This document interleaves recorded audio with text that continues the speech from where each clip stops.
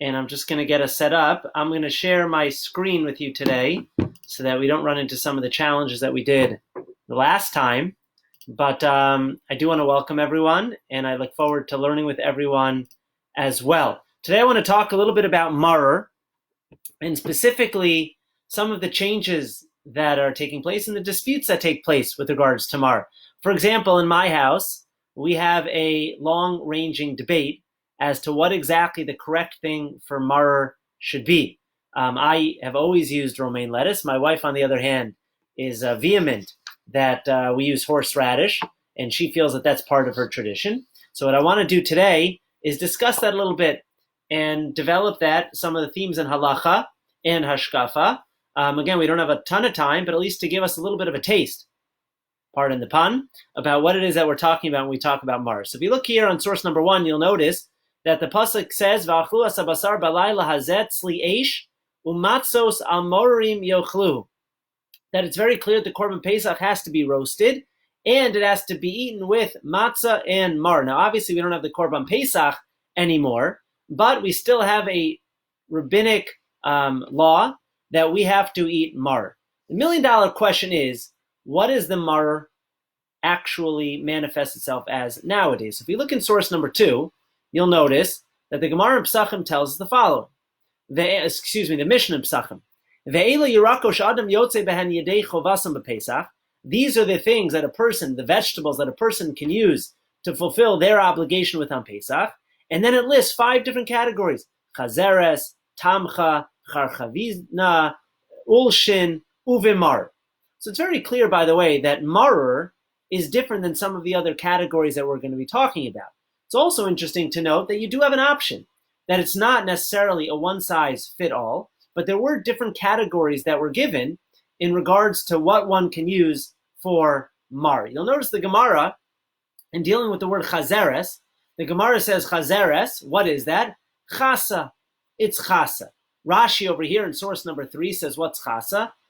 It's chasa, which in Hebrew, modern-day English Hebrew, means lettuce. And the whole challenge of maror is that the other terms, we don't really know what they mean, and we don't really know what they refer to. But here we have Rashi, the Gemara, explicitly telling us that we know what chazeres is. Chazeres, the first one listed as an option for maror, is romaine lettuce. And that's why so many people have the custom to eat romaine lettuce. Because while you'll notice that the word maror appears there, we don't really know what that is. And we don't really know what it refers to. The only one we know, almost for sure, is chazeres, that it refers to as romaine lettuce. Now, Shulchan Aruch also writes that when we list these 5 categories, one of the interesting things is that while you have a multitude of options, it goes in the order from most preferable to least preferable. In other words, let's say I have all 5 of these options. So ideally, what I'm supposed to do then is I'm supposed to use chazeres first, and then the others afterwards. So we know what chazeres is, and we know that it's referring to romaine lettuce, then that should be the option that the majority of us are using. If you look here in the Yerushalmi asks a different question. And the Yerushalmi wonders, Hare chazeres matok. How could it be that I'm using chazeres? Isn't it sweet? Hareina koire chazeres ela matok. How can you use something that's so sweet? And so therefore, says the Yerushalmi in the second line, Ma chazeres tchilason matok v'sof mar, just as this romaine lettuce starts off sweet and ends off bitter, kach asu hamitzrim lavosenu b'mitzrayim. This is what the servitude in Egypt looked like. Betchila, first it was sweet, right? B'muta va'aretz hushav esavicha v'esachecha, and then only later was it vayimaru es chayim ba'avodah kasha uvechomer uvayimini. So as says the Talmud Yerushalmi, if you're worried about the fact that your maror is not bitter, don't worry. Because the way romaine lettuce is if you leave it long enough in the ground, apparently, says the Gemara Yerushalmi, then what eventually happens is it becomes bitter. And therefore, it's even better than something that's automatically bitter, because this mirrors what exactly happened to us in Mitzrayim. We started off sweet and ended up bitter. That's the whole purpose of the romaine lettuce. Now, lest you ask, that's very nice, Rabbi Moskowitz, That's very nice that we have Yerushalmi that tells me that. But come on, you and I both know that the whole reason why we eat maror at the Seder is because of its bitterness. And so how can you tell me, realistically, that the whole, it starts off sweet, ends up bitter? Come on. At the end of the day, you and I want that authentic, genuine experience. And that only comes if something is bitter. And that could be a problem because you have various statements of Chazal which seem to indicate just this. So for example, the Gemara in Psachim tells us, source number 5, Klal shel davar, kol sheyesh bo tam marer, yotzin bo, v'chol she'ein bo tam marer, ein motzin bo. In other words, says the Gemara in Psachim, that it actually has to have the tam marer. And if you don't have that tam marer, then you haven't fulfilled your obligation. The Gemara in Psachim a little bit later on says, the Amar Papa, source number 6, lo nishi inish marer becharoses, that you shouldn't dip your marer too much into charoses. I used to do this when I was a child. By that point of the Seder, you were starving, and as delicious as lettuce was, it was not so exciting. And so what we used to do is we used to heap on the charoses, because the charoses actually tasted good. The Gemara says you shouldn't do that. Why? Dilma agav chalya betavlin mivata leila mirure. Because don't forget what's in our charoses. There's a reason why we all like charose. It's sweet. It tastes good. So says the Gemara, you shouldn't steep your lettuce, your maror in the charose too long, because you might undermine the bitter taste that's supposed to be there. Again, you see from the Gemara in sources 5 and 6 that maror has to have a taste to maror, and if it doesn't, you're missing out. Source number 7, the Gemara in Psachim tells us the following, interesting. It says, Amarava bala matzah yatza, balal maror lo yatza. Let's say I were to swallow matzah without chewing it, just literally stuff it down my throat. Says the Gemara, I'm yotzei my mitzvah. But if I do that to maror, I am not motzei. I'm not yotzei the mitzvah. Says the Rashbam, why not? Why do I actually have to chew the maror? Diba'inan tam maror veleka. Says the Rashbam, because you need the taste of maror and you don't have it there. And if you don't have it, then you haven't fulfilled the mitzvah. So we have a little bit of a problem here. Because on the one hand, we have the Gemara up above, which seems to indicate that the only realistic option we have for maror is romaine lettuce. You have the Yerushalmi that says, yes, it starts off sweet, but ends up bitter. Problem is, sources 5 through 8 all articulate for us very clearly that you actually have to taste the maror. And if you don't, then you miss out completely. So how do we get romaine lettuce on the one hand, horseradish, chrein on the other hand? Where did this whole concept evolve? So if you look in the Shalos Teshuvos Chacham Tzvi, he articulates it, I think, in the most clear fashion. And he writes here, starting from the word umibnei, where my arrow is, if you could see it on my screen. He says the following, umibnei shebartzos Ashkenaz upolonia shehin karos. Don't forget, the Jews didn't always live in climates that made it feasible to have romaine lettuce. They lived in very cold climates. Eino matzoi bizman Pesach, lo hurgalu lakachto lechovas mitzvas mar. They didn't have options for romaine lettuce. O mibnei shelo yebekim betid pitron shmos hayurakos. Either because they didn't have the knowledge of it, or or for a variety of other reasons. Right, he's going to say later on, maybe they couldn't check, but they didn't have it as an option, and so therefore lo yadu mahi. They didn't know what romaine lettuce was. So what did they do? V'lakachat hachrein shu tamcha l'fidas miktas chachamim. They took chrein. They took horseradish, which at least according to some opinions counts. So even though chazeret is the best option, romaine lettuce is the best option, says the Chacham Tzvi, there was a time in Ashkenaz, in Poland, where they didn't have access to that, either because they didn't know what it was or they didn't have access to it because it was in such a cold climate. And so they went to the next best thing, which was chrein. Says the Chacham Tzvi, v'nafak minei churba. A tremendous tragedy emerged from this. Ki hein ra b'mata ama aretz she'enim ochlim afilu kechatzi zayis machmas chorfeh. There's a problem, he says, with using Chrein nowadays. And that is you try to eat a full kazayas of Chrein and tell me how that feels on your digestive system. It will not feel very good. And this is part of the argument I have with my family every year. It's very nice to put a little bit of it on, but there's no way you're going to get to a kazayas of it. So yes, you think you're being so frum because now you have the tam amarer, but you're missing out on so much more. So he says, v'nafak beichurba, because you're doing it wrong. Shehu mazik b'achilas ochayim avat lemitzvah mar.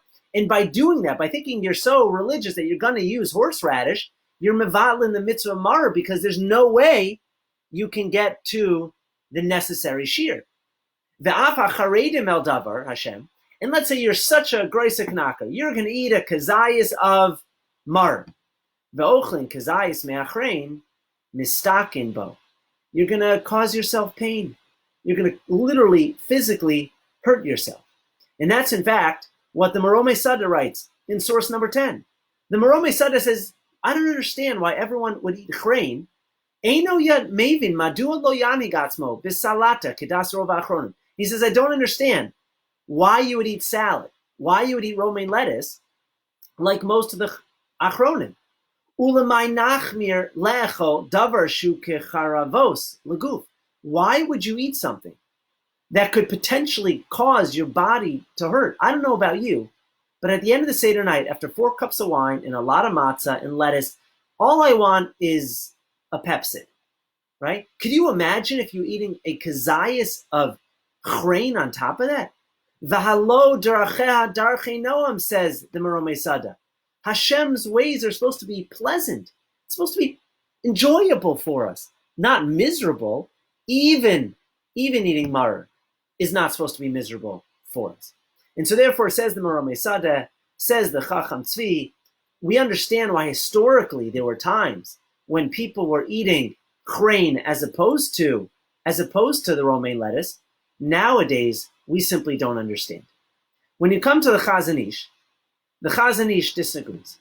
And the Chazon Ish says, wait a second, it's very nice that you want to eat romaine lettuce, but at the end of the day, don't you need the tam marirus? Don't you need that bitterness in your mouth? Says the Chazon Ish in source number 12. V'lachein nira degam so savor shein yotzim bechazeres ad sheipol bo hamarirus. That even if you want to use romaine lettuce, you can only do it when it actually becomes bitter. Why? Because again, that's the whole point, is you need that bitterness. V'tzarich lechol davar shemitchilaso vat sofomar. No, we need something that is bitter the entire time. V'zeh merames tvei amarirus hashiva. That's what the servitude was about. That's what slavery in Egypt was all about. Umeshani da'adraba kama shetchilaso matok v'sofomar nizkar tvei shiba mitzrayim l'olam ein yotzim bo ela shekvar nafel bo hamarirus. It's very nice that romaine lettuce starts off sweet and then it ends in a bitter way. But he says you can only fulfill your mitzvah once you actually taste the bitterness, once you actually have a little bit of that bitterness, because only then do you really feel just how bitter and miserable the slavery was.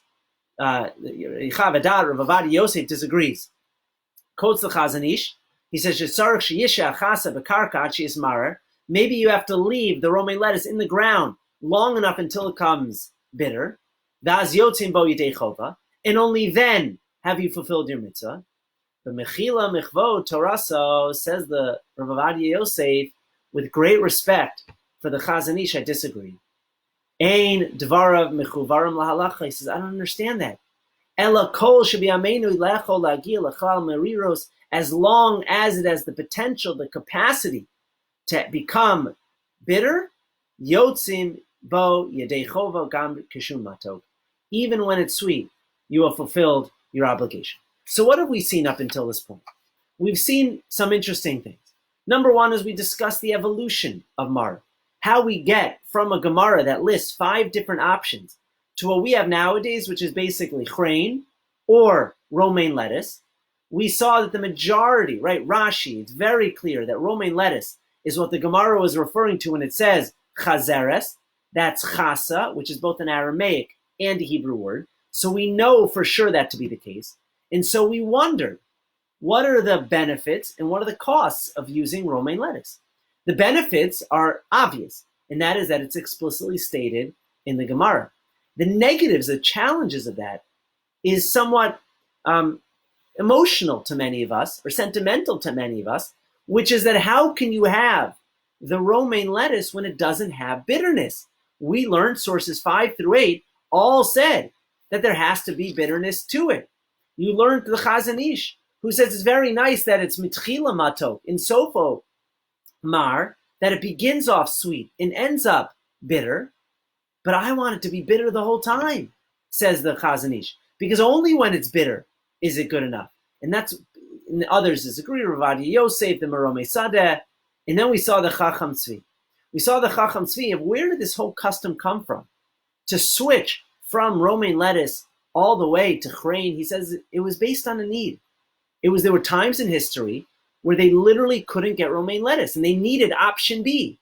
And so option B became the Chrein. But implicit within the Chacham Tzvi is once you have romaine lettuce back, you should obviously be using that option. And therefore the Chacham Tzvi says explicitly at the end of his tshuva, he says, V'gam bo yotzim bo yidu chavas mar im ein latuga salat matzoi. Right? In other words, if you don't have lettuce, then you can use other options. But nowadays, where romaine lettuce is so prevalent, so of course, you should be using that.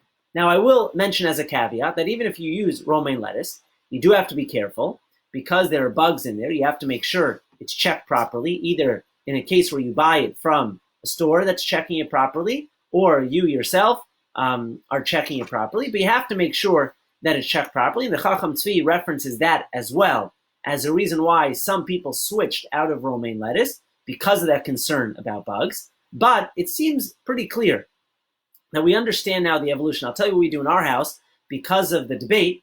So you want to use horseradish, you want to use Chrein, use Chrein. I just have one condition. You have to use it with the romaine lettuce. You have to make sure you have the shear. And if you want to add on the Chrein also, simply to give you that marirus, to give you that little bitterness, matova manai. Now I will mention that Chrein is not necessarily bitter. Chrein is not necessarily bitter, right? And that's a whole side topic that we can discuss at a different time. I will also mention, for those who might be inclined to do so, if you are going to use Chrein, it has to be the raw deal. It can't be the stuff you buy in the jar, because the Mishnah explicitly said, as part of the Chrein, part of the what you cannot do to your maror, it says avalo kavushin, velo shlukin, velo mavushalim. It can't be preserved. In other words, it can't be pickled. And we have this concept called kavush kimavushal, that if something is pickled, it becomes like it's cooked. So all the stuff that you're buying in a jar is pickled, and therefore, or it's manipulated in a way that would make it a problem for this Mishnah, and therefore that would be a problem. So if you want to use Chrein, it's got to be the raw deal. It can't have been tainted in any fashion. So what we saw up until now is how we got from the Mishnah to our modern day dispute, essentially, about whether one should be using Chrein, whether one should be using romaine lettuce, the pluses, the minuses of both. What I find interesting is that this really touches upon a broader topic, and that is how halacha evolves. What happens when scientifically we know something to be true, but it conflicts with halacha? Would science change halacha in that fashion? So I want to share with you a Gemara, which sparks an entire conversation. We're not going to have a chance to deal with it in its entirety here. Maybe over Chol Hamoed we will deal with it in its entirety. But let me just tease you with this Gemara. In the Gemara does not deal with maror, but in my mind, it has everything to do with the conversation we just had. Says the Gemara, Amar Li, Rabbi Rachana said, he's talking to an Arab merchant. For those who remember the Gemara in Bab Basra from Daf Yomi, you'll remember that this was a very strange conversation. Ta'ach ve'le meisei midbar. He says, come, the Arab merchant says, come and I'll show you those who died in the 40 years in the desert. Azli chazi nuhu, I went, I saw them, v'damu kaman demibabsme. Right, and they looked as if they were intoxicated. They were laying on their backs. The knee of one of them was raised. The Arab merchant entered in under the raised knee of the dead person. while he was riding on a camel and his spear held upright, and still he did not touch the leg of the dead person. Right? Very strange Gemara. Eventually, says Rama Bar Chama, I cut off the corner of a garment one of them had with tzitzis on it. Again, what's the benefit of coming into contact with those who died in the 40 years in the desert? Is you could see exactly what halacha was like right after the giving of the Torah. Right? Our halacha has been filtered through 2,000 years of exile, plus. Wouldn't it be amazing to know how the Jews in the Midbar, unadulterated, practiced halacha? So Rabbi Bar Chana says, you know what? I cut off a garment of the tzitzis because I wanted to know exactly what the tzitzis of those who lived in the desert looked like. V'lo have mistagelan. But once he did that, Rabbi Bar Chana couldn't move. So the Arab merchant says to him, Dilma kalt midi minayu. Maybe you took something from them. In other words, maybe they have, so to speak, put like some spell on you that they don't want you to move because you took something from them. Ahadre, he says, return it to them. Digamiri, because we have a tradition. Demand deshakal midi minayu, that anyone who takes something from them, lo mistagile, you're not going to be able to move. So Rabbi Bar Chana goes, Azli, he goes, ahadrate, and he returns it to this Arab merchant. And then all of a sudden, he returns it to those who died in the desert, and magically he's able to move on. Now he comes back to his colleagues. Amr lay, they say to him, right? Rabbi Bar Chana is a fool. Leman hilchasa avarata achi. Right? Why did you cut off the tzitzis? Lemeida ike beishama ike beis hillel. It's because you wanted to know the correct way that our tzitzis should look. You wanted to know whether we should paskin like Beis Shammai or Beis Hillel. So why did you give it back? And if you were going to give it back, said the Chachamim, Ibai lach leminane chutin uleminane chulios. You should have counted them first. Right? In other words, before you were going to return it to the Mesei Midbar, at least you should have taken a moment to count how many tzitzis, and you could have reported back to us. Now, what's so interesting about this Gemara, I mean, there's a world of things that are interesting about this Gemara, but to me, and to so many others, what's so fascinating about this Gemara is here you have halacha that hasn't been filtered down 2,000 years of Jewish history. It hasn't been changed as we've gone into exile. It hasn't been tainted, or I should say, right, I'm going to use that word, even though it has a pejorative sense, it has not been tainted by different Masoras and different traditions in different places where Jews have lived. And so the Chachamim wanted to know, why, if you had to give it back, why didn't you at least look at it so you can report back to us what halacha looked like back then?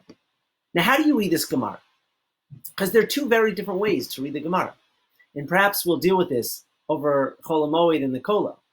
Option number one is to look at this and say, right, from the fact that Rabbi Bar Chana was not allowed, he was not given the siyata d'shmaya to bring back the tzitzis with him, or he didn't have the wisdom to do something so obvious like memorize how many tzitzis were there and report back to the Chamim, it must be that Hashem did not want him to report that back. That's not how halacha evolves. It's irrelevant to us what they did in the Midbar. Lo bashamayim he, as we would say. It's irrelevant what happened there. All that matters is what happens now. Or do you say that the fact that the Chachamim wanted him to remember what the tzitzis looked like, the fact that the Chachamim were upset that he didn't memorize what that looked like, that shows that really the Chachamim would have paskind based on what they did in the Midbar. Now I'm going to freeze this Gemara right here because we don't have a chance to develop it in its entirety. We'll do that at the next shir.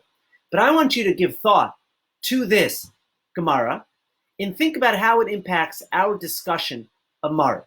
Again, we had a discussion of Mar. Concepts in the Mishnah, some of which are obvious to us, some of which are not obvious to us. We discussed the pluses and the minuses of each option for Mar, whether you use romaine lettuce, whether you use Chrein. The challenge of romaine lettuce being that there's no marirus, that you don't taste any of that bitterness. The challenge of Chrein is that we're not 100% sure. That's one of the 5 things listed in the Mishnah where we are sure that Chazeres is listed in the Mishnah. We discussed how it developed historically into becoming a predominant custom, my wife's custom, which is to have horseradish at the Seder. And then I left you with a little bit of a teaser. And the teaser is the interplay between whether or not we're curious about what previous generations did, or do we paskin halacha based on what we know nowadays. That is a little bit of a teaser, and we can discuss it a little bit more in the future, but certainly for now, for the purposes of going into Pesach, hopefully we have a new understanding of Maror, and hopefully we now understand why some people use Chrein, why some people use romaine lettuce. I will point out one last hashkafic idea, and that is that whether you use Chrein or whether you use horseradish, or whether you use romaine lettuce, I think that there's a beautiful concept in the knowledge that the sweetness is combined with the bitterness. Again, if you recall all the way back to source number 4, the Yerushalmi had told us that the reason why you're allowed to use chazeret, the reason why you're allowed to use lettuce, even though it's sweet, is because chazeret tchilasa matak v'sof amar. It starts off sweet and it ends off bitter, right? Now we know, and again we'll develop this more in the future, but oftentimes sweetness and bitterness are combined. Life isn't always binary. Life isn't always black or white, but sometimes it's a combination of the two. And I want you to think about perhaps an idea to discuss at your Seder is this notion of the fusion or the combination of the sweetness and the bitterness and how that applies to our lives nowadays. How life isn't always one or the other. That in the bitterness is sometimes moments of sweetness. And in the sweetness are sometimes moments of bitterness. Those are not always as binary as we think they are. Again, I have a lot more to say about it, but I'm out of time. I want to give kavod to Rav Khan, who's with us. But again, perhaps something to discuss at your Seder table, something to think about. Everyone have a wonderful day. Rabbi Shabtai. Shalom Aleichem. Thank you very much. I see Rabbi Khan is with us already. I am indeed. Shalom Aleichem, Rabbi Khan.